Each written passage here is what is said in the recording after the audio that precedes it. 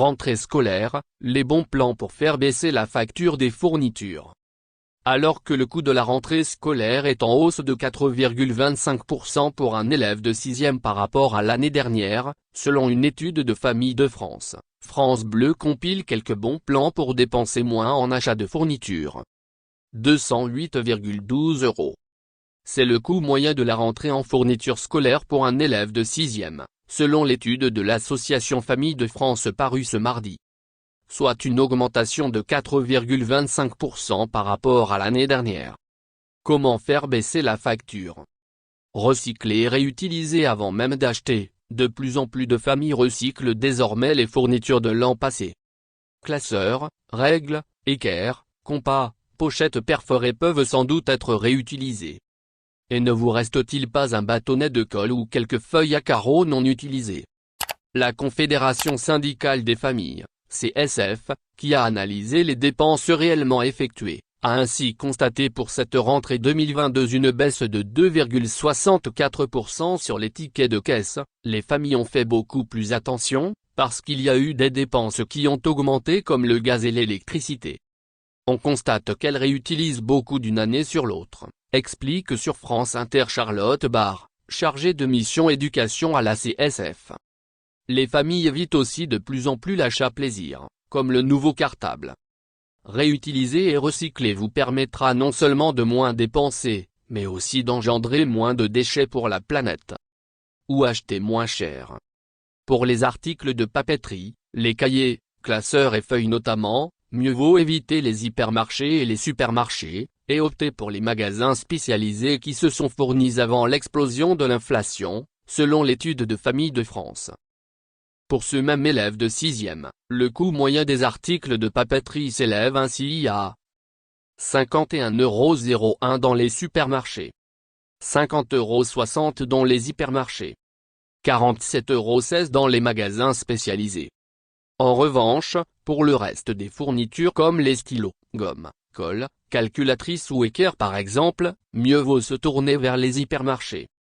Pour ce même élève de 6e, le coût moyen des articles hors papeterie s'élève ainsi à 51,01 € dans les supermarchés, 50,60 € dans les hypermarchés, 47,16 € dans les magasins spécialisés. En revanche, pour le reste des fournitures comme les stylos, gommes, colle, calculatrices ou équerres par exemple, mieux vaut se tourner vers les hypermarchés. Pour ce même élève de 6e, le coût moyen des articles hors papeterie s'élève ainsi à 118,33 € dans les magasins spécialisés, 97,12 € dans les supermarchés, 94,59 € dans les hypermarchés. Les articles de sport sont ceux qui ont le plus subi l'inflation par rapport à l'année dernière. Pour ce type d'articles, les magasins qui s'en sortent le mieux sont les hypermarchés. Ainsi, toujours pour un élève de 6e, le coût moyen des articles de sport s'élève à 60,18 € dans les magasins spécialisés, 53,40 € dans les supermarchés, 51,98 € dans les hypermarchés et sur Internet. C'est peut-être une piste à creuser, puisque selon l'étude de l'association, le coût de la rentrée scolaire pour un élève de 6e se monte à 205,81 € pour l'achat de fournitures en ligne, soit une petite augmentation de 0,83% par rapport à l'année dernière. Cependant, ce bon plan ne s'applique pas à l'achat de fournitures en drive selon cette même étude. À plusieurs reprises, les enquêteurs ont constaté que les prix proposés en drive étaient plus élevés que ceux pratiqués au sein de la grande surface, indique l'association. Attention également aux frais cachés, prévient Famille de France. Parmi eux, les frais de livraison notamment. Si de plus en plus de sites internet livrent sans frais, tous ne le font pas. Pensez à vérifier avant le paiement de votre commande. Famille de France alerte aussi sur le fait que certains sites de vente en ligne affichent les prix hors taxes en plus gros caractères que les prix toutes taxes comprises. Soyez vigilants sur ce point, le prix toute taxe comprise est indiqué par l'acronyme TTC. Enfin, soyez attentifs aux caractéristiques de l'article que vous achetez en ligne, pour éviter les erreurs. Correspond-il bien à ce que vous cherchez? Y a-t-il la bonne quantité? Acheter par lot ou en groupe. Autre conseil de Famille de France, acheter par lot ou faire des achats groupés avec d'autres parents d'élèves. Bien souvent, les magasins proposent des conditionnements par lot qui sont moins coûteux que l'achat à l'unité d'un produit. En achetant des fournitures scolaires par lot, vous faites des économies et cela vous permet d'avoir des fournitures d'avance pour les années suivantes, indique l'étude de l'association. Astuce: pensez à comparer le prix au poids des fournitures. Il est également possible d'acheter des fournitures scolaires à plusieurs. Soit en fédérant des parents d'élèves autour de vous, soit en faisant appel aux associations de parents d'élèves de l'établissement. Certains professionnels des fournitures de bureau peuvent également vous indiquer des associations de parents d'élèves, relève Famille de France. De même, les packs de rentrée scolaire avec des fournitures présélectionnées par le vendeur ou l'association peuvent constituer un gain de temps important et parfois même des économies. Attention cependant à bien étudier le contenu du pack. Comment bénéficier de l'allocation de rentrée scolaire?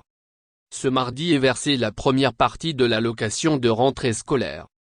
Le deuxième versement, qui correspond aux 4% supplémentaires votés dans le cadre du projet de loi pouvoir d'achat pour faire face à l'inflation, aura lieu quant à lui entre le 18 août et le 5 septembre. Cette augmentation de l'allocation de rentrée scolaire sera quand même en dessous de la hausse du prix de la rentrée, regrette Chantal Huette, présidente de Famille de France. Le montant de l'aide à la rentrée scolaire reviendra cette année à, pour chaque enfant entre 6 et 10 ans, 376,98 € plus 15,07 € pour la revalorisation soit 392,05 € pour chaque enfant entre 11 et 14 ans, 397,78 € plus 15,91 € soit 413,69 € pour chaque enfant entre 15 et 18 ans, 411,56 € plus 16,46 € soit 428 €. 02 Si vous êtes déjà allocataire de la CAF, deux possibilités. Si vos enfants ont entre 6 et 15 ans, vous n'avez aucune démarche à faire, l'allocation est versée automatiquement. Si vos enfants ont entre 16 et 18 ans en revanche, vous devez déclarer leur situation dans votre compte, sur le site de votre CAF et indiquer qu'ils sont toujours scolarisés ou en apprentissage. Si vous n'êtes pas allocataire de la CAF, vous devez télécharger un formulaire dans la rubrique Aide et démarches, Mes démarches, les enfants puis l'imprimer et l'envoyer complété à la CAF de votre département. Cette allocation est calculée sur la base du nombre d'enfants à charge et sur le revenu annuel de l'année 2020. Si vous avez un enfant à charge, vos revenus doivent être inférieurs à 25 370 € par an. Si vous avez deux enfants à charge, ils doivent être inférieurs à 31 225 € par an. Si vous avez trois enfants à charge, ils doivent être inférieurs à 37